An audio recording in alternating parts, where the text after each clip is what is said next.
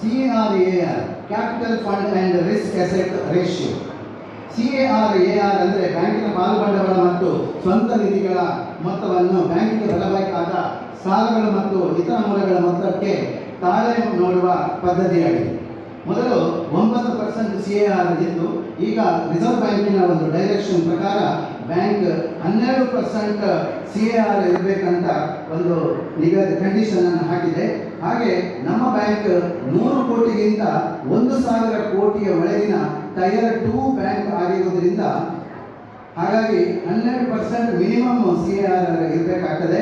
ಆದರೆ ವರದಿ ಸಾಲಿನಲ್ಲಿ 13.48 CAR ನಮ್ಮ ಬ್ಯಾಂಕ್ ಇದೆ ಅಂತ ಹೇಳಿದರೆ ನಮ್ಮ ಬ್ಯಾಂಕಿನ ಆರೋಗ್ಯ ಬಹಳ ಒಳ್ಳೆಯದಿದೆ ಅಂತ ಹೇಳಲಿಕ್ಕೆ ನಾವು ಸಂತೋಷ ಪಡ್ತೇವೆ. ಇನ್ನು CAR ಜಾಸ್ತಿ ಆಗಬೇಕಾದ್ರೆ ಶೇರ್ ಕ್ಯಾಪಿಟಲ್ ಜಾಸ್ತಿ ಮಾಡಬೇಕು, ಹಾಗೆ ರಿಸರ್ವ್ಸ್ ಅನ್ನು ಸಹ ನಾವು ಜಾಸ್ತಿ ಮಾಡಬೇಕಾಗ್ತದೆ. ಇನ್ನು net worth of the bank, share capital, deposit, profit, reserves ಇವೆಲ್ಲರ ಆಧಾರದಲ್ಲಿ ನೆಟ್ ವರ್ತ್ ಅನ್ನು ಬ್ಯಾಂಕಿನ ನೆಟ್ ವರ್ತ್ ಅನ್ನು ಪರಿಶೀಲನೆ ನಡೆಯುತ್ತದೆ. 2023-24 ಸಾಲಿನಲ್ಲಿ 23.94 ಕ್ರೋರ್ಸ್ ಇದ್ದು 2024-25 ಸಾಲಿನಲ್ಲಿ 25.29 ಕ್ರೋರ್ಸ್ ನೆಟ್ ವರ್ತ್ ಇದೆ. ಅಂದರೆ 5.64% ನೆಟ್ ವರ್ತ್ ಪ್ರಗತಿಯನ್ನು ಕಂಡಿದೆ. 1,35,00,000 ನೆಟ್ ವರ್ತ್ ಜಾಸ್ತಿ ಆಗಿದೆ. ಆಡಿಟ್ ರಿಪೋರ್ಟ್, ನಮ್ಮಲ್ಲಿ ಕನ್ಕರೆಂಟ್ ಆಡಿಟ್ ಅನ್ನು ಸಮವರ್ತಿ ಲೆಕ್ಕ ಪರಿಶೋಧನೆಯನ್ನು CA ಗಣೇಶ್ ಹೆಬ್ಬಾರ್ ಅವರು ನಡೆಸಿಕೊಡ್ತಾ ಇದ್ದಾರೆ.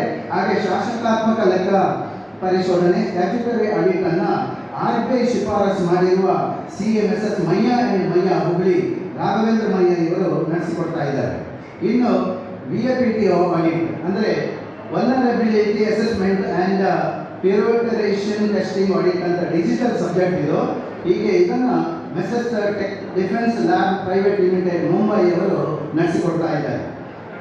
ಪ್ರತಿ ವರ್ಷದಂತೆ ಈ ವರ್ಷ ಕೂಡ ನಮ್ಮ ಬ್ಯಾಂಕನ್ನು A ಗ್ರೇಡ್ ಬ್ಯಾಂಕ್ ಅಂತ ಹೇಳಿ ವರ್ಗೀಕರಿಸಲಾಗಿದೆ. ಹಾಗೆ ರಿಸರ್ವ್ ಬ್ಯಾಂಕಿನ ಕ್ಯಾಮಲ್ಸ್ ರೇಟಿಂಗ್ ಪ್ರಕಾರ ನಮ್ಮ ಬ್ಯಾಂಕನ್ನು B ಶ್ರೇಣಿಯಲ್ಲಿ, ಕ್ಯಾಮಲ್ ರೇಟ್ ಅಂತ ಹೇಳಿದರೆ capital adequacy, management, earning, liquidity and sensitivity, ಹಾಗಾದರೆ ಕ್ಯಾಮಲ್ಸ್ ಅಂತ ಹೇಳ್ತಾರೆ. ಇದು ಈ ರೇಟನ್ನು ರಿಸರ್ವ್ ಬ್ಯಾಂಕ್ ಮಾನದಂಡದಲ್ಲಿ ನೋಡುವಾಗ ನಮ್ಮ ಬ್ಯಾಂಕನ್ನು B ಶ್ರೇಣಿಯಲ್ಲಿ ವರ್ಗೀಕರಿಸಲಾಗಿದೆ. ಇನ್ನು ಪೇಪರ್ ಪಬ್ಲಿಕೇಶನ್, ನಮ್ಮ ಬ್ಯಾಂಕಿನ 2024-25 ಸಾಲಿನ ಪ್ರಾಫಿಟ್ ಮತ್ತು ಲಾಸ್ ಅಕೌಂಟ್ ಅನ್ನು ಬ್ಯಾಲೆನ್ಸ್ ಶೀಟ್ ಅನ್ನು ರಿಸರ್ವ್ ಬ್ಯಾಂಕಿನ ಸರ್ಕ್ಯುಲರ್ ಪ್ರಕಾರ ಡಿಸ್ಕ್ಲೋಸರ್ ಆಫ್ ಇನ್ಫಾರ್ಮೇಷನ್ ಪ್ರಕಾರ ದಿನಾಂಕ 29/6/2025 ಉದಯವಾಣಿ ಪತ್ರಿಕೆಯಲ್ಲಿ ಪ್ರಕಟಿಸಿದೆ. ಈ ಬಗ್ಗೆ ಯಾವುದೇ ಆಕ್ಷೇಪ ಬಂದಿರುವುದಿಲ್ಲ.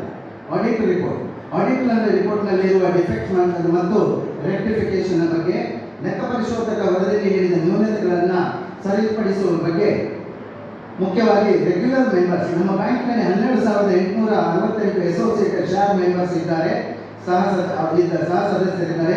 ಅವರನ್ನು ರೆಗ್ಯುಲರ್ ಮೆಂಬರ್ಸ್ ಕ್ರಮಬದ್ಧ ಸದಸ್ಯರನ್ನಾಗಿ ಮಾಡುವ ಅಗತ್ಯ ಇದೆ. ಅದಕ್ಕೆ ಬೇಕಾದ ಕ್ರಮವನ್ನು ಕೈಗೊಳ್ಳಬೇಕಾಗುತ್ತದೆ. ಅಪೂರ್ಣ ಶೇರ್ಸ್ ಬಗ್ಗೆ, ಬ್ಯಾಂಕಿನಲ್ಲಿ 3,598 ಅಪೂರ್ಣ ಶೇರ್ಸ್ ಇದ್ದಾರೆ. ಹಾಗೆ 25ರಿಂದ 100 ರೂಪಾಯಿ ಇದ್ದದ್ದನ್ನು ಶೇರ್ಸನ್ನು 1,000 ರೂಪಾಯಿಗೆ ಕನ್ವರ್ಟ್ ಮಾಡಲು ಸೂಚಿಸಿದೆ. ಅದಕ್ಕೆ ಬೇಕಾದ ಕ್ರಮವನ್ನು ಮುಂದಿನ ದಿನಗಳಲ್ಲಿ ತೆಗೆದುಕೊಳ್ಳಲಾಗುತ್ತದೆ. MPA ಸುಸ್ತಿ ಸಾಲದ ಬಗ್ಗೆ ಕ್ರಮ ಜರುಗಿಸಿ ಸಾಲ ವಸೂಲಾತಿಯನ್ನು ಮಾಡಲಾಗ್ತದೆ. ಇನ್ನು KYC ಬಗ್ಗೆ, ನೋ ಯುವರ್ ಕಸ್ಟಮರ್, KYC ನಿಯಮ ಪಾಲನೆಯನ್ನು ಅದನ್ನು ಅನುಸರಿಸಲು ಸೂಚಿಸಿದೆ. ಇನ್ನು ಬ್ರಾಂಚ್ ಇನ್ಸ್ಪೆಕ್ಷನ್ ಬಗ್ಗೆ, ಎಲ್ಲ ಬ್ರಾಂಚ್ ಇನ್ಸ್ಪೆಕ್ಷನ್ನ ಕಾಲಕಾಲಕ್ಕೆ ನಡೆಸಿ ವರದಿಯನ್ನು ಸಲ್ಲಿಸಬೇಕಂತ ಆಡಿಟ್ ರಿಪೋರ್ಟ್ನಲ್ಲಿ ಹೇಳಿದೆ. ಅದರಂತೆ ಇನ್ಸ್ಪೆಕ್ಷನ್ ಅನ್ನು ಮಾಡಿದೆ. ಇನ್ನು ಡೈಲಿ NPA ಅಂತ, ಡೈಲಿ NPA ಬಗ್ಗೆ ರಿಸರ್ವ್ ಬ್ಯಾಂಕ್ ನಮಗೆ ಸೂಚನೆಯನ್ನು ನೀಡಿದ್ದು. ಅದರ ಪ್ರಕಾರ ಡೈಲಿ NPA ಅನ್ನು 1/4/2025 ರನ್ ಮಾಡುವ ಬಗ್ಗೆ ಈಗಾಗಲೇ ನಾವು ಸಾಫ್ಟ್ವೇರನ್ನು ಅಳವಡಿಸಲಾಗಿದೆ. ಇನ್ನು ಸಾಫ್ಟ್ವೇರ್ ಬಗ್ಗೆ ತಿಳುವಳಿಕೆ ಇರುವ ಎಂಪ್ಲಾಯೀಸ್ ಅನ್ನು ಜಾಸ್ತಿ ಮಾಡಬೇಕಂತ ಹೇಳಿ ಆಡಿಟ್ ರಿಪೋರ್ಟ್ನಲ್ಲಿ ಹೇಳಿದೆ. ಅದರಂತೆ ಈಗಾಗಲೇ ನಾವು ಹೆಚ್ಚುವರಿಯಾಗಿ ನೇಮಕಾತಿಯನ್ನು ಮಾಡಲಾಗಿದೆ. ಆಡಿಟ್ ರಿಪೋರ್ಟ್ನಲ್ಲಿ ಹೇಳಿದ ಎಲ್ಲ ನ್ಯೂನತೆಗಳನ್ನು ಸರಿಪಡಿಸಿ ಅನುಪಾಲನೆಯನ್ನು ಮಾಡಲಾಗಿದೆ. Next, board of management. Board of management ಅನ್ನೋ ಹೊಸ ಕಾನ್ಸೆಪ್ಟನ್ನು 2020 ಬ್ಯಾಂಕಿನ BR ಆ್ಯಕ್ಟ್, ಬ್ಯಾಂಕಿಂಗ್ ರೆಗ್ಯುಲೇಷನ್ ಆ್ಯಕ್ಟಿಗೆ ಆಗಿರುವಂಥ ತಿದ್ದುಪಡಿ ಪ್ರಕಾರ ನಾವು ಅನುಸರಿಸ್ತಾ ಇದ್ದೇವೆ. ಆ ನಿಟ್ಟಿನಲ್ಲಿ ರಿಸರ್ವ್ ಬ್ಯಾಂಕಿನ ಸೂಚನೆ ಪ್ರಕಾರ 10/2/2025ರಿಂದ 5 ಜನ ಸದಸ್ಯರನ್ನ ಬೋರ್ಡ್ ಆಫ್ ಮ್ಯಾನೇಜ್ಮೆಂಟ್ಗೆ ನೇಮಕಾತಿ ಮಾಡಲಾಗಿದೆ. ಅದನ್ನು ನಾವು ಬೋರ್ಡ್ನವರು ನೇಮಕಾತಿ ಮಾಡಿ ರಿಸರ್ವ್ ಬ್ಯಾಂಕಿಗೆ ಕಳಿಸಿಕೊಟ್ಟು ರಿಸರ್ವ್ ಬ್ಯಾಂಕಿನವರು ಅದನ್ನು ಅಪ್ರೂವಲ್ ಮಾಡಿರ್ತಾರೆ. ಬರುವ ವರ್ಷದಲ್ಲಿ 13 BOM ಸಭೆಯನ್ನು ನಡೆಸಲಾಗಿದೆ. ಚಂದ್ರಶೇಖರ ನಾಡೋಡ ಇವರು ನಿವೃತ್ತ ಕರ್ನಾಟಕ ಬ್ಯಾಂಕಿನ ಸೀನಿಯರ್ ಮ್ಯಾನೇಜರು, ಇವರು BOMನ ಅಧ್ಯಕ್ಷರಾಗಿರುತ್ತಾರೆ. ಇವರು ನಮಗೆ ಸಲಹೆ, ಸೂಚನೆ, ಮಾರ್ಗದರ್ಶನವನ್ನು ನೀಡ್ತಾ ಇದ್ದಾರೆ. ಇನ್ನೊಬ್ಬರು ಬೋರ್ಡ್ ಆಫ್ ಮ್ಯಾನೇಜ್ಮೆಂಟಿನ ಸದಸ್ಯರಾಗಿರುವ ಸಾಫ್ಟ್ವೇರ್ ಇಂಜಿನಿಯರ್ ವೆಂಕಟೇಶ ಮಿತ್ತೇಂದ್ರ ಅವರು ನಮಗೆ ಎಲ್ಲ ರೀತಿಯ ಸಹಕಾರ ಮಾರ್ಗದರ್ಶನವನ್ನು ನೀಡ್ತಾ ಇದ್ದಾರೆ. ಇನ್ನೋರ್ವ ಬ್ಯಾಂಕಿನ BOM ಸದಸ್ಯರಾಗಿರುವ ಚಾರ್ಟರ್ಡ್ ಅಕೌಂಟೆಂಟ್ ಕೃಷ್ಣ ಆಚಾರ್ಯ ಇವರು ನಮಗೆ ಮಾರ್ಗದರ್ಶನ, ಸಲಹೆ, ಸೂಚನೆಗಳನ್ನು ನೀಡ್ತಾ ಇದ್ದಾರೆ. ಇವರೆಲ್ಲರ ಸಲಹೆ, ಮಾರ್ಗದರ್ಶನ, ಸಹಕಾರದಿಂದ ಬ್ಯಾಂಕಿನ ಪ್ರಗತಿಗೆ ಸಹಕಾರಿಯಾಗಿದೆ. ಇನ್ನು appointment of statutory auditor. Banking regulation act 1949ಕ್ಕೆ 2020ರಲ್ಲಿ ತಿದ್ದುಪಡಿ ಸೆಕ್ಷನ್ 31A ಪ್ರಕಾರ ದೇಶದ ಎಲ್ಲ 1564 ಅರ್ಬನ್ ಕೋಆಪರೇಟಿವ್ ಬ್ಯಾಂಕ್ಗಳು ಅಂದರೆ ಅವೆಲ್ಲ ರಿಸರ್ವ್ ಬ್ಯಾಂಕಿನ ಹಿಡಿತದಲ್ಲಿದ್ದು RBI ಶಿಫಾರಸು ಪ್ರಕಾರ ಆಡಿಟರ್ ನೇಮಕಾತಿ ಆಗುತ್ತದೆ. ಮೊದಲು ರಿಸರ್ವ್ ಬ್ಯಾಂಕ್ನಲ್ಲಿ ಅಪ್ರೂವಲ್ ಆಗಬೇಕಿತ್ತು, ಈಗ ಮೊದಲು GPಯಲ್ಲಿ ಅಪ್ರೂವಲ್ ಆಗಬೇಕಿತ್ತು. ಈಗ ಈ ರೀತಿ GPಯಲ್ಲಿ ಆಡಿಟರ್ ನೇಮಕಾತಿ ಮಾಡುವ ಅಪ್ರೂವಲ್ನ ಅಗತ್ಯ ಇರುವುದಿಲ್ಲ. ನಮ್ಮ ಬ್ಯಾಂಕಿಗೆ 3 ಜನ CA ಆಡಿಟರ್ ಅಪ್ಲೈ ಮಾಡಿದ್ದಾರೆ. ಅದರಂತೆ CA ಮಯ್ಯ ಹುಬ್ಳಿ, CA ರಾಘವೇಂದ್ರ ಮಯ್ಯ ಇವರನ್ನು RBI ಶಿಫಾರಸಿಗೆ ಕಳುಹಿಸಲಾಗಿದೆ. ಅದರಂತೆ RBI ಶಿಫಾರಸು ಮಾಡಿದೆ. ಕಾರ್ಯಸೂಚಿ 8ರ ಪ್ರಕಾರ ಜನರಲ್ ಬಾಡಿಯಲ್ಲಿ ಮಾಹಿತಿ ಮಾತ್ರ ಕೊಡಲಿಕ್ಕೆ ತಿಳಿಸಲಾಗಿದೆ. ಬ್ಯಾಂಕಿನ ಠೇವಣಿಗಳಿಗೆ ವಿಮಾ ಭದ್ರತೆ. ಬ್ಯಾಂಕಿಂಗ್ ರೆಗ್ಯುಲೇಷನ್ ಆಕ್ಟ್ ಸೆಕ್ಷನ್ 5 ಮತ್ತು 6ಕ್ಕೆ ತಿದ್ದುಪಡಿಯಾಗಿ ಅರ್ಬನ್ ಕೋಆಪರೇಟಿವ್ ಬ್ಯಾಂಕ್ಗಳು RBI ಹಿಡಿತಕ್ಕೆ 29/6/2020ರಲ್ಲಿ ಬಂದ ನಂತರ ಬ್ಯಾಂಕಿನ ಸದಸ್ಯರ ಠೇವಣಿ 5 ಲಕ್ಷವರೆಗಿನ ಡೆಪಾಸಿಟ್ಗಳಿಗೆ ಭದ್ರತೆ ಇದೆ. ನಮ್ಮ ಬ್ಯಾಂಕಿನಲ್ಲಿ 57,081 ಡೆಪಾಸಿಟ್ ಅಕೌಂಟ್ಸ್ ಇದೆ. ಅದಕ್ಕೆ ಈ ವರ್ಷ 43,41,000 ಹಣವನ್ನು ಆನ್ಯುವಲ್ ಇನ್ಶೂರೆನ್ಸ್ ಪ್ರೀಮಿಯಂ ಬಗ್ಗೆ ಬ್ಯಾಂಕ್ ಕಟ್ಟಿದೆ.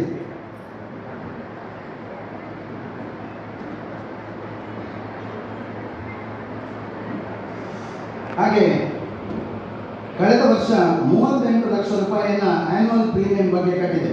ಪ್ರತಿ ವರ್ಷ ಬ್ಯಾಂಕಿನ ಠೇವಣಿಗಳಿಗೆ ವಿಮಾ ಭದ್ರತೆಯನ್ನು ಬ್ಯಾಂಕ್ ಕಟ್ಟಬೇಕಾಗ್ತದೆ. ಹಾಗೆ deposit insurance credit and guarantee corporation DLGIC ಅಂತ ಹೇಳ್ತಾರೆ. ಇದು ರಿಸರ್ವ್ ಬ್ಯಾಂಕಿನ ಅಂಡರ್ ಇರುವಂತಹ ಸಂಸ್ಥೆ. ಈ ಸಂಸ್ಥೆಗೆ ನಾವು ಈ ವರ್ಷದಲ್ಲಿ 43,41,000 ಇನ್ಶೂರೆನ್ಸ್ ಪ್ರೀಮಿಯಂ ಕಟ್ಟಿದ್ದೇವೆ. ಹಾಗಾಗಿ ನಿಮ್ಮ ಠೇವಣಿಗಳಿಗೆ ಇನ್ಶೂರೆನ್ಸ್ ಭದ್ರತೆ ಇದೆ ಅಂತ ಹೇಳಲಿಕ್ಕೆ ಈ ಸಂದರ್ಭದಲ್ಲಿ ಹೇಳ್ತಾ ಇದ್ದೇವೆ. ಇನ್ನು ಸೌಲಭ್ಯಗಳು. ಬ್ಯಾಂಕಿನಲ್ಲಿ 20 ಸೌಲಭ್ಯಗಳನ್ನು ನಾವು ಗ್ರಾಹಕರಿಗೆ ನೀಡಿದ್ದೇವೆ. ಅದು ಠೇವಣಿಗಳಿಗೆ ನಾವು ಅತ್ಯಧಿಕ ಬಡ್ಡಿಯನ್ನು ನೀಡ್ತಾ ಇದ್ದೇವೆ. ಕಡಿಮೆ ಬಡ್ಡಿ ದರದಲ್ಲಿ ಸಾಲ ಸೌಲಭ್ಯವನ್ನು ನೀಡ್ತಾ ಇದ್ದೇವೆ. ಪ್ರಧಾನಮಂತ್ರಿ ಜೀವನ ಜ್ಯೋತಿ ಬಿಮಾ ಯೋಜನೆ ನಮ್ಮಲ್ಲಿದೆ. ಇ ಸ್ಟಾಂಪಿಂಗ್ ಸೌಲಭ್ಯವಿದೆ, RTGS ನೆಫ್ಟ್ ಸೌಲಭ್ಯವಿದೆ, ಮೊಬೈಲ್ ಬ್ಯಾಂಕಿಂಗ್ ಸೌಲಭ್ಯವಿದೆ, ಸ್ವೈಪಿಂಗ್ ಮಿಷಿನ್ ಸೌಲಭ್ಯ ಇದೆ.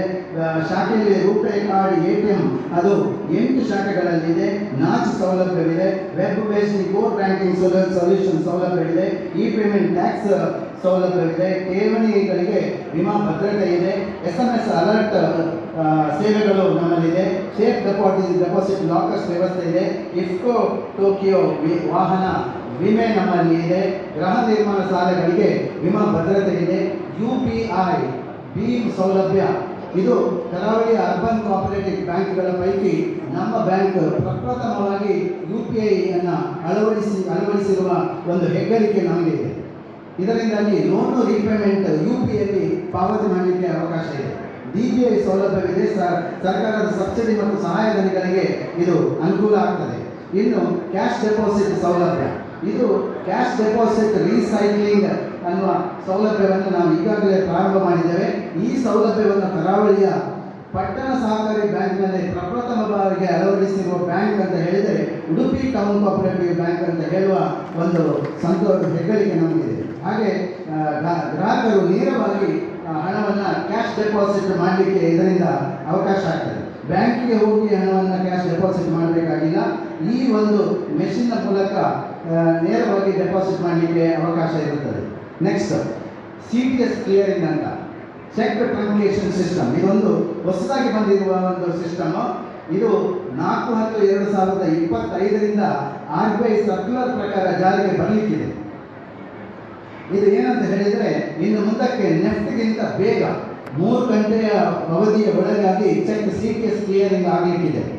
ಅಂದರೆ ಸಂಜೆ 4 ಗಂಟೆಗೆ ಚೆಕ್ ಪ್ರೆಸೆಂಟ್ ಮಾಡಿದರೆ ಅದೇ ದಿವಸ 7 ಗಂಟೆ ಒಳಗೆ ಚೆಕ್ ಆನರ್ ಆಗಿ ಹೋಗ್ತದೆ. ಆದರೆ ಬೆಳಗ್ಗೆ 10 ಗಂಟೆಯಿಂದ 7 ಗಂಟೆಯವರೆಗೆ ಈ ಕೆಲಸದ ಬಗ್ಗೆ ಬ್ಯಾಂಕ್ ಕಡೆಯಿಂದ ಎಂಪ್ಲಾಯೀಸನ್ನು ನೇಮಕ ಮಾಡಿ ಸರ್ವಿಸನ್ನು ನಾವು ಕೊಡಬೇಕಾಗ್ತದೆ. ಈ ಬಗ್ಗೆ ನಮಗೆ ರಿಸರ್ವ್ ಬ್ಯಾಂಕ್ ಈಗಾಗಲೇ ಡೈರೆಕ್ಷನನ್ನು ಕೊಟ್ಟಿದೆ. ಈ ವ್ಯವಸ್ಥೆ ಬ್ಯಾಂಕಿಂಗ್ ವ್ಯವಹಾರಕ್ಕೆ ಮುಂದಕ್ಕೆ ತುಂಬ ಅನುಕೂಲ ಆಗಲಿಕ್ಕಿದೆ ಅಂತ ಹೇಳಿ ಈ ಸಂದರ್ಭದಲ್ಲಿ ಹೇಳ್ತಾ ಇದ್ದೀನಿ. ಇನ್ನು ನೂತನ ತಂತ್ರಜ್ಞಾನ ಅಳವಡಿಕೆ. ನಮ್ಮ ಬ್ಯಾಂಕಿನಲ್ಲಿ ಈಗಾಗಿ ATM ಇದೆ, ಮೊಬೈಲ್ ಬ್ಯಾಂಕಿಂಗ್ ಇದೆ, ಕೋರ್ ಬ್ಯಾಂಕಿಂಗ್ ಇರ್ತದೆ, ನೆಟ್ ಬ್ಯಾಂಕಿಂಗ್ ಇದೆ, UPI ಇದೆ, ಭೀಮ್ ವ್ಯವಸ್ಥೆ ಇದೆ, DPI ಸೌಲಭ್ಯಗಳಿಂದ ಬ್ಯಾಂಕಿನ ರೆವೆನ್ಯೂಗಳು ಸಹ ಜಾಸ್ತಿ ಆಗ್ತಾ ಇದೆ. SLI Saraswati infrastructure limited Mumbai ಇವರ ಸಹಯೋಗದೊಂದಿಗೆ 2015ರಲ್ಲಿಯೇ ನಾವು ಈ ಎಲ್ಲ ವ್ಯವಸ್ಥೆಗಳನ್ನು ಪ್ರಾರಂಭ ಮಾಡಿ ಅತ್ಯಂತ ಯಶಸ್ವಿಯಾಗಿ ನಾವು ಕಾರ್ಯನಿರ್ವಹಿಸ್ತಾ ಇದ್ದೇವೆ. ಪ್ರಸ್ತುತ ATM ಕಾರ್ಡ್ 13,179 ಗ್ರಾಹಕರಿಗೆ ನಾವು ನೀಡಿದ್ದೇವೆ. ಡಿಜಿಟಲ್ ಪೇಮೆಂಟ್ಸ್ ಇನ್ ಬ್ಯಾಂಕ್ ಇನ್ 2024-25 ಸಾಲಿನಲ್ಲಿ ಯಾವ ರೀತಿ ಇದೆ ಅಂತ ಹೇಳಿದರೆ, ATM ಟ್ರಾನ್ಸಾಕ್ಷನ್ ಒಟ್ಟು 1,30,693 ಟ್ರಾನ್ಸಾಕ್ಷನ್ನಿಂದಾಗಿ 51,34,75,000 ವ್ಯವಹಾರ ಆಗಿದೆ.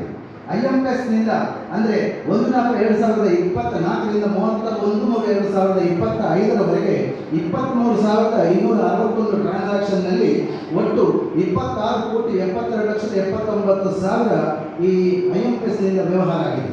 ಇನ್ನು UPIಯಲ್ಲಿ ವರದಿ ಸಾಲಿನಲ್ಲಿ 7,221 ಟ್ರಾನ್ಸಾಕ್ಷನ್ ಆಗಿದೆ. ಈ ಎಲ್ಲ ಟ್ರಾನ್ಸಾಕ್ಷನ್ನಿಂದಾಗಿ 119,99,02,000 ವ್ಯವಹಾರ ಆಗಿದೆ. ಹಾಗೆ ಡಿಜಿಟಲ್ ಪೇಮೆಂಟ್ಸ್ ವ್ಯವಸ್ಥೆಯಿಂದಾಗಿ ಬ್ಯಾಂಕಿನ ಈ ಒಂದು ವರದಿ ಸಾಲಿನಲ್ಲಿ ಒಟ್ಟು 15 ಲಕ್ಷಕ್ಕೂ ಮಿಕ್ಕಿ ಲಾಭ ಆಗಿದೆ ಅಂತ ಹೇಳಲಿಕ್ಕೆ ಸಂತೋಷಪಡ್ತದೆ. ಇನ್ನು ಲೋ ಕಾಸ್ಟ್ ಫಂಡ್ ಬಗ್ಗೆ, total number of SBI accounts as on 31/3/2025ಗೆ 28,024 ನಮ್ಮಲ್ಲಿ SP ಖಾತೆಗಳಿದೆ. ಬ್ಯಾಂಕಿನ ಟೋಟಲ್ ಡೆಪಾಸಿಟ್ನಲ್ಲಿ ಲೋ ಕಾಸ್ಟ್ ಫಂಡ್ 9.95% ಇದೆ. ಅಂದರೆ ಟೋಟಲ್ ಲೋ ಕಾಸ್ಟ್ ಫಂಡ್ ₹32,98,52,000 ಆಗಿರ್ತದೆ. ಮುಂದಿನ ದಿನಗಳಲ್ಲಿ ಈ ಲೋ ಕಾಸ್ಟ್ ಫಂಡನ್ನು ನಾವು ಜಾಸ್ತಿ ಮಾಡಬೇಕಾಗ್ತದೆ.